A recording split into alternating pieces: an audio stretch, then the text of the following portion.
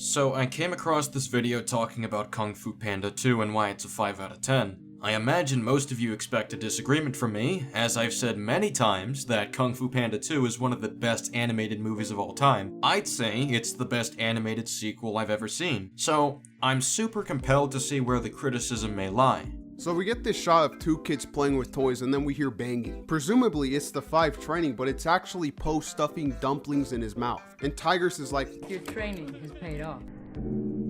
But the problem with this scene is that it just doesn't add anything to anything. Like, what is the purpose of this scene, other than being funny? The purpose of this scene is to establish character relationships after the first movie. It shows progression because now the Furious Five are taking interest in what Poe likes to do, which becomes a common activity that they enjoy together. Similarly, the opening of Kung Fu Panda 1 establishes where Poe's interests lie and what his primary goal will be for the film. Speaking of the first film, one of their first moments of bonding is Poe playing around with his food with the Furious Five, which is similar to what was done at the start of this film, except they're engaging more this time. Poe then gets called to Shifu, and when he gets there, Shifu is instantly doing this water drop thing. So they start talking about inner peace, and we get this joke where Shifu is just explaining his arc in the first movie while insulting Poe. This shit is... Wait. Not actually contradicting his previous stance. Attention, funny joke that also does not undermine the character. Yeah, that, but like in reverse. It's such a predictable joke that isn't clever at all, and it's so out of character for Shifu. So by Shifu's joke, I presume he's talking about this? Poe, the day you were chosen as Dragon Warrior was the worst day of my life. Nothing else came close. So you say the joke is predictable, but also out of character for Shifu. Can you explain to me how that correlates? Also, the joke isn't out of character, because Shifu is willing to throw humorous jabs at Poe. That is the relationship that they have now. Friends do this often. Now obviously these are problems, but what I want to emphasize is that this movie is at its core flawed. These mistakes are not just random. They're all a result of the way this movie was written. This and the third movie were not directed by the same people who did the first movie. And that honestly explains a lot. Not only in the lesser quality, but this movie feels a lot more focused on being a kid's movie. The opening of this movie is a peacock committing genocide on pandas, whereas the opening of the first movie is Poe's dream to be a kung fu warrior. And Shen is more of a psychological threat to Poe. He literally causes PTSD flashbacks during their fights. Tai Lung's fight with Poe was more humorous in comparison, largely because they don't have history together that plays into their rivalry. There's so many moments that you can tell were only put in to please younger audiences. Many changes made to make this movie more traditionally appealing. An example being the side characters. Hey, maybe you can't watch me be killed? Stop being a wimp. They fucked it up. You need to elaborate. I've already talked about how the first movie does a great job painting a full picture by implying meaning. The Furious Five weren't the focus of the first movie by any means, but they serve their purpose. But in this movie, they're just weak-ass joke machines. Tigress is the only one that isn't extremely shallow, but is also still kind of ruined. First movie, you could tell exactly how she felt and why she felt that way. So, just like the second movie. Wait! I have to go back. You're staying here. I wasn't ready that time. Guys, don't. Ready. I have to get to him. Then tell me why. The hardcore do understand. But I can't watch my friend be killed. But in this movie, they try to give her more personality, and it's just...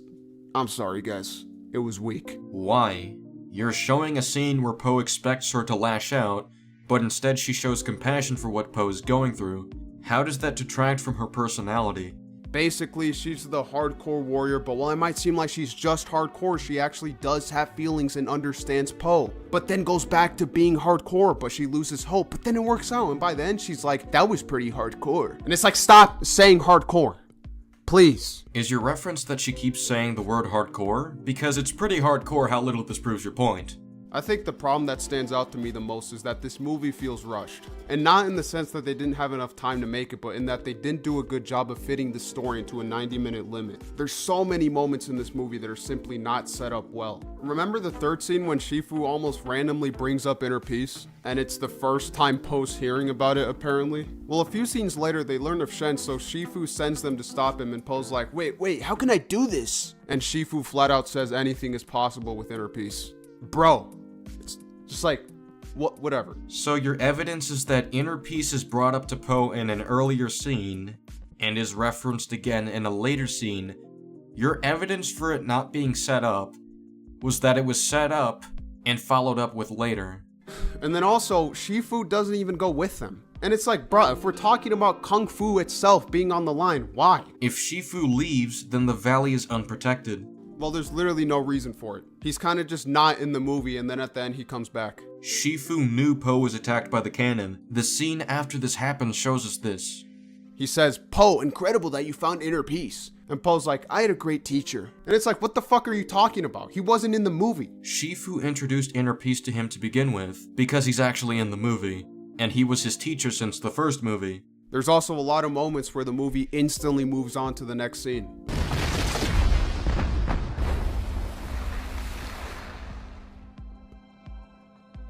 Yes, that's how a sequence of events works. It's like it has no time to breathe, unlike the last movie where it really lets the emotion sink in. This movie does feel rushed, but it's very clearly just weak writing mostly. The scene that's being shown is literally sitting with the emotions that Po is conveying as he's achieving inner peace. This movie does feel rushed, but it's very clearly just weak writing mostly. The most beloved aspect of this movie is the message. The first movie was about embracing yourself, and this one is like a hybrid of finding inner peace and also finding out who you are. Po faces uncertainty, not knowing that he's adopted, and uncertainty becomes anguish. So the sheep tells him to let it flow, and he finds inner peace just like that. Finding out who he is how he finds inner peace. Being at peace with yourself requires you to understand yourself. It just isn't set up well. It was set up from the beginning. He literally has to confront his repressed memories of his past to become at peace with himself. This psychological issue is set up from the beginning of the story. Po as a character is just so much weaker than he was before. He has moments where he struggles, but because of how the movie is structured, most of the time he's just child appeasing funny guy. Wow.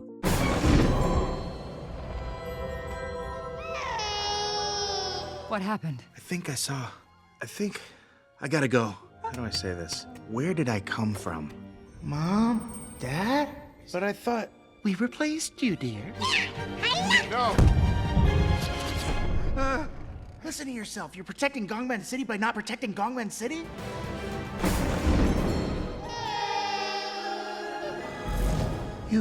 You were there. Yes. Oh, come on. We need you to focus. I got it. I have to get to him. Then tell me why. The peacock was there the last time I saw my parents. He knows what happened. Look, I'm going. I have to know. The hardcore can't understand. Tell me what happened that night. That night. As I watched as your parents abandoned you, it's a terrible thing. Are you willing to die to find the truth? You bet I am! You think knowing will heal you? Fill some crater in your soul. Your parents didn't love you. You were so little when it happened. Perhaps you do remember. What? It's just a stupid nightmare. Nightmare or memory?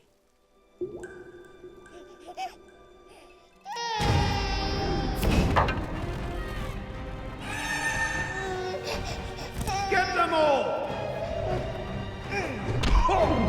Take our son and run away! Go! Stop fighting.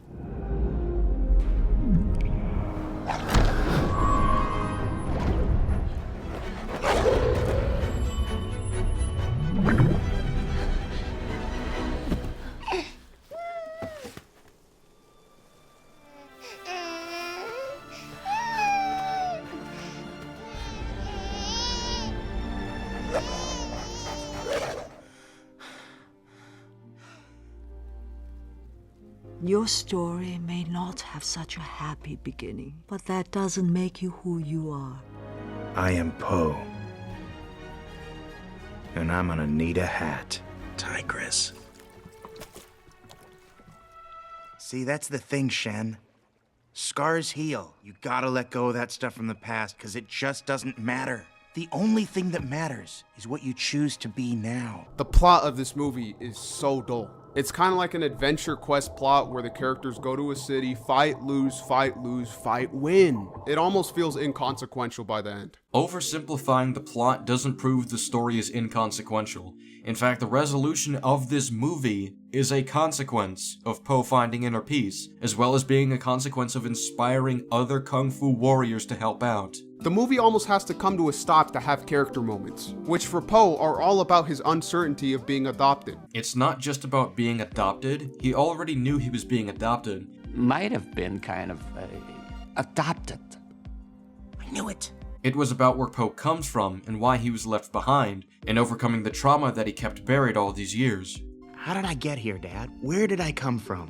Which I guess uncertainty does directly relate to inner peace, but the actual inner peace that matters has to do with Shen killing his panda race. So in turn, that conflict almost gets resolved instantly, I'm not even joking. Inner peace is a good message that I still learn from even today, but it all comes down to execution, and I feel like there are a numerous amount of works that convey this message better. One being Kung Fu Panda 1 with Shifu. I think in a lot of ways this movie is just a shitty reflection of the original. Off the bat, this movie introduces destiny and flat out says that Shen will be defeated by Po. It doesn't specify that Po is going to be the one to defeat Shen. It says that a warrior in black and white will cause his defeat, and this is only if Shen continues down the path he was going on this whole time. Shen could have given up and turned himself in after Po defeated him, but he instead retaliated and caused his own demise. Like, it continuously keeps reminding us that Po will beat Shen. And the problem is that we really have no reason to believe that he can't. Po literally loses against Shen. Shen has a weapon that can kill anyone regardless of how good their kung fu is. He literally has to learn inner peace to win.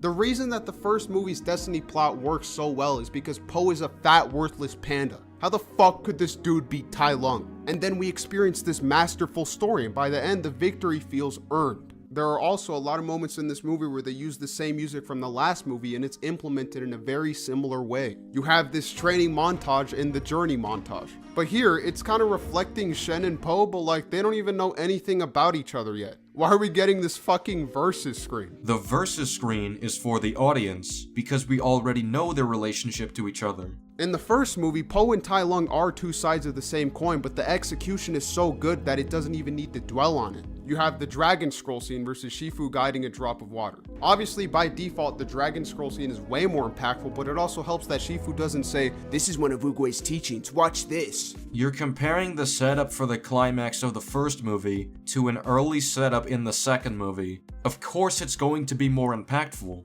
Why don't you compare it to Po achieving inner peace, a far more pivotal part of the film? One more, you have two scenes of false victory with the group destroying the cannon and the group beating Tai Lung. I don't even need to say anything here. Every time I watch this movie, I just would rather be watching the first one. The only thing different is probably Shen. Shen is basically just an evil guy who wants to rule China. Yeah, he totally just wants to rule China. This definitely doesn't have to do with any deeper desires to prove his worth after having been banished by his parents. He does have a more personal connection to Po, but it doesn't really result in anything mind-blowing. Yes, it does. He literally wiped out Po's race and is the catalyst for his journey of reaching inner peace. But the biggest problem is that when you have a villain who's supposed to be terrifying, it is the dumbest idea to have a character constantly embarrass them. Villains can be intimidating without being serious 100% of the time. These first scenes with Shen in this Go are almost exactly like this Megamind scene with Roxanne. I guess this does lead to a moment where Shen is like, "Fuck you, you can't even believe how evil I am." So then he says, "Free her." And like, what the fuck? That is the most friendly, unintimidating way of making someone leave. Like, I'm not saying kill her, but do something, you fuck. He literally did. He wants to show off what he's capable of. That's why she's kept alive. Kung Fu Panda 2 is simply nowhere near the first movie, where Kung Fu Panda 1 feels like every little decision is intentional. This one is simply not like that. When compared to greatness, it does fall flat, but it still is an okay DreamWorks movie. The animation is good, and there are some action scenes to keep things interesting. It's not something that will move you, but you also won't be mad that you spent time watching it. The fact that this movie is so beloved is very surprising to me. This truly is a fraud check movie. If someone calls this a masterpiece, you gotta question that. But again, it's not that bad and it has some good aspects. So basically this is the end of the video and he gives it a 5 out of 10. You say that you have to question why people would say this movie is a masterpiece, but throughout this video, statements are made without playing clips or a proper elaboration. Things are just said and the next point is made. Lastly, RSG routinely utilized bad faith debate tactics. You ask him for references. 95% of the time he does not provide you anything. This is because there's usually evidence that contradicts whatever he's claiming.